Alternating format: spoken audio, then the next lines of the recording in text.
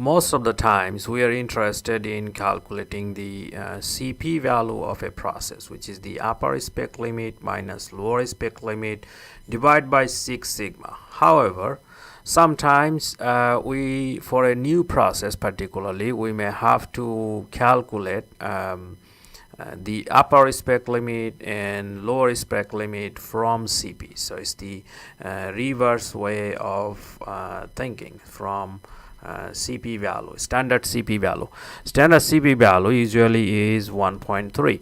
Now, so if we have a situation, so let's say this is the X bar, and then we have control lines, upper control line and then lower control lines. That comes from the data, lower control limit, and then we got the upper spec limit, and then lower spec limit. That is what we have to find, lower spec limit, sometimes from the CP value. So typically we should make the process centered. So the distance from, let's assume that then it will be same distance from the X bar. So let's assume that this upper spec limit and lower spec limit, they are X away from the X bar. So we can write this upper spec is equal to X bar plus X, and then lower spec we can write X bar minus X. Now if we plug in this stuff in the CP formula, so CP equals upper spec limit minus lower spec limit divided by 6 sigma.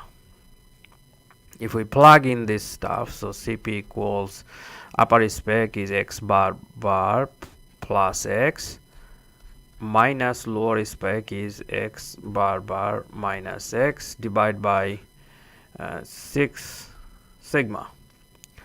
So typical CP value is 1.3 is equal to X bar cancels. So I will have 2X by 6 sigma. Then it's gonna be X by 3 sigma is equal to 1.3. So X equal to, we can write 1.3 times 3 times sigma. Sigma comes from the data.